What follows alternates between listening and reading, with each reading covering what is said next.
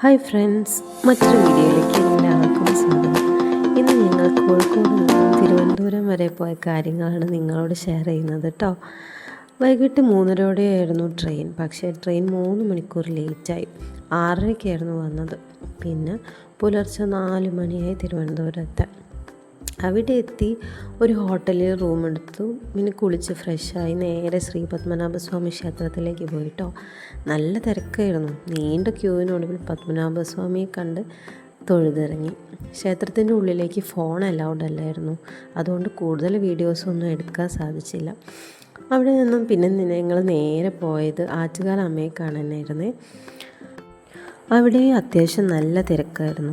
അവിടുന്ന് തൊഴുതിറങ്ങി അടുത്തുള്ളൊരു ഹോട്ടലിൽ കയറി ബ്രേക്ക്ഫാസ്റ്റും കഴിച്ച് തിരിച്ച് റൂമിലേക്ക് മടങ്ങാനിരിക്കുമ്പോഴാണ് ഒരു ഓട്ടോക്കാരൻ ചേട്ടനെ കണ്ടത്. അദ്ദേഹം ഞങ്ങളെ നേരെ ആഴിമല ശിവക്ഷേത്രത്തിലേക്ക് കൊണ്ടുപോയി. മാത്രമല്ല തിരുവനന്തപുരത്തുള്ള ഒട്ടുമിക്ക എല്ലാ അമ്പലങ്ങളെക്കുറിച്ചും ഞങ്ങൾക്ക് പറഞ്ഞു തന്നു. അദ്ദേഹം പറഞ്ഞപ്പോഴാണ് ഇനിയും ഒരുപാട് സ്ഥലങ്ങൾ ഞങ്ങൾക്ക് ഇവിടെ കാണാനുണ്ടെന്ന് മനസ്സിലായത്. ആഴിമല ക്ഷേത്രത്തിൽ തൊഴുത് ആ വലിയ ശിവശില്പത്തിൻ്റെ മുന്നിൽ നിന്നും കുറേ ഫോട്ടോസും വീഡിയോസും ഒക്കെ എടുത്തിട്ടോ. പിന്നെ കുറച്ച് നേരം കടലിൻ്റെ ഭംഗിയും ആസ്വദിച്ച് അവിടെ അങ്ങ് നിന്നുപോയി.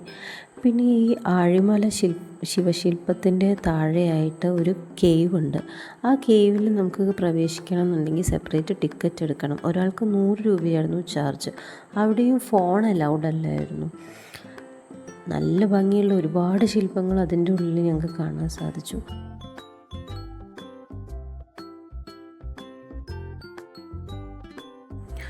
അവിടെ നിന്നും തിരിച്ച് അതേ ഓട്ടോയിൽ കയറി പഴവങ്ങാടി ഗണപതി ക്ഷേത്രത്തിലേക്ക് പോയി. തൊഴുതു പിന്നെ ഞങ്ങളുടെ ബാഗും എടുത്ത് റെയിൽവേ സ്റ്റേഷനിലേക്ക്. കൃത്യം 12:30 ഞങ്ങളുടെ എറണാകുളത്തേക്കുള്ള ട്രെയിൻ. ഇനി എറണാകുളത്തേക്ക് എന്തിനാണെന്നല്ലേ, ചോറ്റാനിക്കര അമ്മയെ കാണാൻ കുറേ നാളത്തെ ആഗ്രഹമായിരുന്നു. അങ്ങനെ വൈകിട്ട് 5 മണിയോടുകൂടി ഞങ്ങൾ ചോറ്റാനിക്കര എത്തി. ചോറ്റാനിക്കര അടുത്തുള്ള ഒരു ഹോട്ടലിൽ റൂമെടുത്ത് കുളിച്ച് ഫ്രഷായി അമ്മയെ തൊഴാനായിട്ട് പോയി. തൊഴുതു കഴിഞ്ഞപ്പോഴാണ് അമ്മയുടെ ശിവേലിക്കായി ആനയെ ഒരുക്കുന്നത് കണ്ടത്. എനിക്കത് ആദ്യത്തെ അനുഭവമായിരുന്നു. പിന്നെ കുറച്ച് നേരം അതും കണ്ട് അങ്ങനെ അങ്ങ് ഇരുന്നു. പിറ്റേന്ന് രാവിലെ അമ്മയുടെ അലങ്കാര പൂജ കാണാൻ വരിയിൽ നിന്നു. തൊഴുത ശേഷം അവിടുന്ന് പൂജിച്ച ചരടും വാങ്ങി ഇറങ്ങി.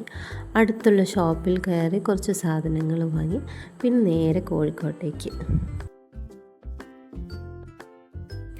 അപ്പോൾ അത്രയേ ഉള്ളൂ. വീഡിയോ ഇഷ്ടമായാൽ ലൈക്ക് ചെയ്യാനും കമൻറ്റ് ചെയ്യാനും സബ്സ്ക്രൈബ് ചെയ്യാനും മറക്കരുതേ.